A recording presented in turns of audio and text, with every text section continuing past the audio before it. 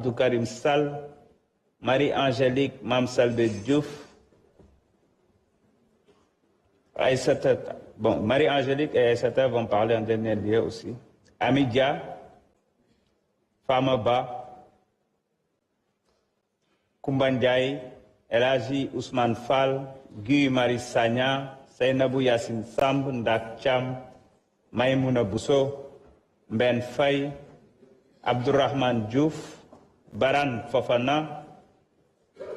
Ismaël Diallo, Cheikh Ahmed Tidiane Youm, Fatma Mbouch, Babakar Ndiaye, Cheikh Thioro Mbacké, Bakary Diédhiou, Fabinta Ndiaye, Mbaye John, Ismaël Won, Amadou Diallo, numéro 1, fin de liste.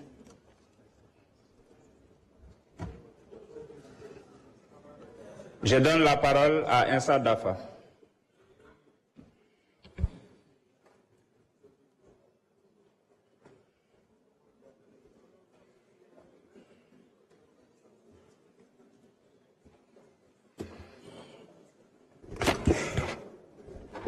Assalamu alaikum.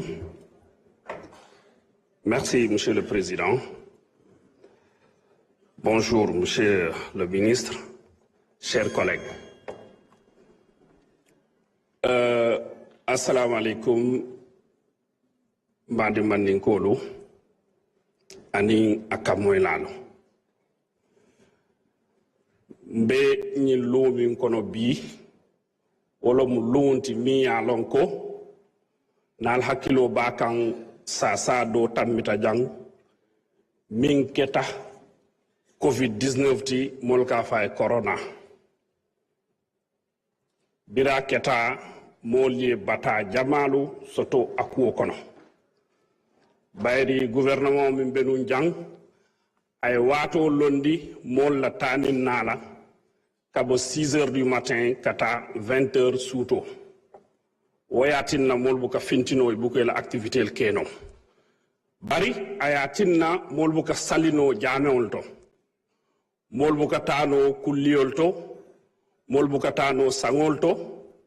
mol buka kafuno nyoma dulato ye mod interdire wol belale donc biri wo keta sénégalais nata kafu nyoma ye milliard wili killing ye wala di gouvernement na min benu jang pour ye wo sasa kele ala wo sasa kelo kono gouvernement min benu jang ifon nata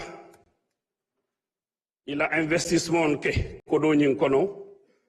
ya jube abente fe nyami ya tala wo nyama ala nata ke mbota covido nyin kono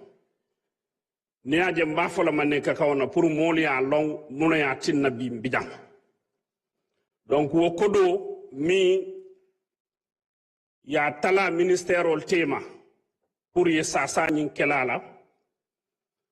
wo gouvernement min bota jang itol kilun ne muruta koteke ka enquête ke kodo nyin na kuola pour ka yitandi mol la kodo nyi ya dépenser nyaadile. Donc biri wo keta inata yitandiko ministère o dol bijele min yalon ko ye kodo dila bar wol ye kodo ke nyami amang inyabo. Donc bi wo kayto le futata majang ni aje mbo dula fana fola c'est pour mol yalon ko ni gouvernement kuto bimbe siri wolma enquête o nyinke enquête keta sous le magistère de Macky Sall. Wala yatinna lafta fola molye manninka kam moylalo ani manninkolye pour ya long ko enquête keta Macky Sall tawna rapport bota Macky Sall watole ñu gouvernement maké. Donc brio keta ye ministrol mil to faje wo wato la mote kitindino la parce que ñin tribunal dol te kilno la pour que kitinde donc biri ala yaken tol sita nata kuro londi mi alon ko wala ka ministrol kitinde assemblée nationale wala haute cour de la justice wolle habilité ta ka ministrol kilike nyininka ye Sénégal la fon dundu bintole biri ngawlo bi wo ministrolu wolle la kayto futata ma pour ka yitandi nako ye nyulle to foje ma fo yake bari to fata jele adu nyanta seneyandila sénégalais malé ye kodo nyin dépenser nyami bi mbewo lol to jam bi yo dossier do min fana bulata je bayre mo lullomu mo nani wolle da bulata corona kuwo kono mo lulu njangu wolo mu moti mi alon ko yewo fana tumile ministrol mati ko ay do ko la di entrepreneur la mi alon ko woya dukule ko dola ado dukuro ate fawne wonyininka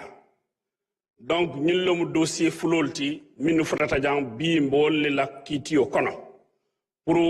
mbadi maninkol sa kalam taw nyama isa lo nyama bima pare ci lolu dama don def synthèse touti rek ci sossé pour ñu mëna comprendre tay lutax ñu taxaw fi pour préciser ni enquête Cour des comptes qui font Covid-19 c'est pas le régime du président Bassirou Diomaye Diakhar Faye moo koy def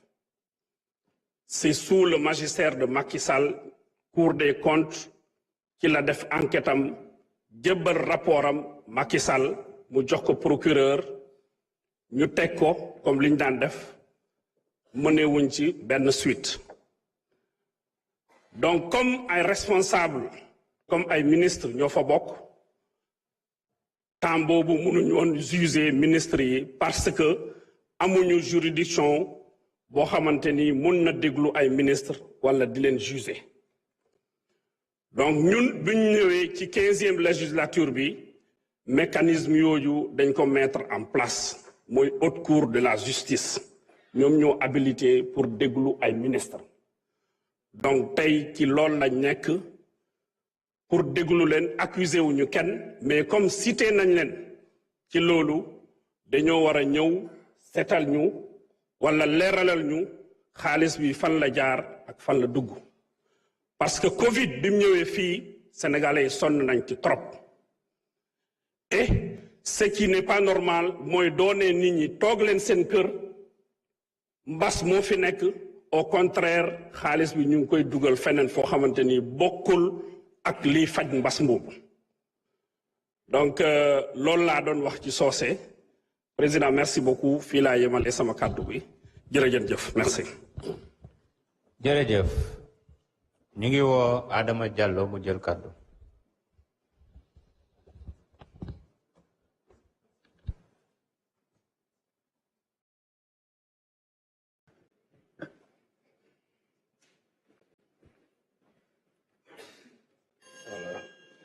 Monsieur le Président, Monsieur le Ministre, honorables députés, je voudrais intervenir avec le plus grand respect pour exprimer une position qui, je l'espère, sera reçue avec la considération qu'elle mérite. Il est de notre devoir, en tant que représentant du peuple sénégalais, de veiller à la préservation de l'équilibre institutionnel qui fonde notre République. À cet égard, je souhaite rappeler avec force que la séparation des pouvoirs, principe fondamental de notre démocratie, doit être scrupuleusement respectée.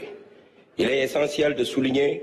que la Haute Cour de justice, en tant qu'organe chargé de juger les membres du gouvernement pour des actes liés à l'exercice de leurs fonctions, opère dans un cadre précis, distinct de celui de l'Assemblée nationale. La mise en accusation d'un ministre, de par cette Assemblée nationale, ne doit pas être perçue comme une intrusion ou une remise en cause de la légitimité de l'exécutif, mais plutôt comme une manifestation de l'indépendance et de l'équilibre des pouvoirs. La loi 2002-10 du 22 février 2002, portant loi organique sur la Haute Cour de justice, dans son titre 2, section 1, article 17 et suivant, stipule que la résolution de l'Assemblée nationale portant mise en accusation devant la Haute Cour contient les prénoms, noms et fonctions des accusés, mais surtout l'énoncé sommaire des faits qui leur sont reprochés. Cela signifie deux choses pour moi. Les députés doivent se garder de juger les faits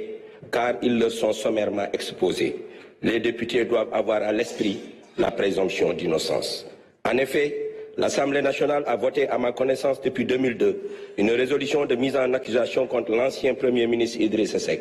Pour ce cas précis, le juge a décerné un non-lieu mettant fin à la procédure. Aussi, il faut comprendre que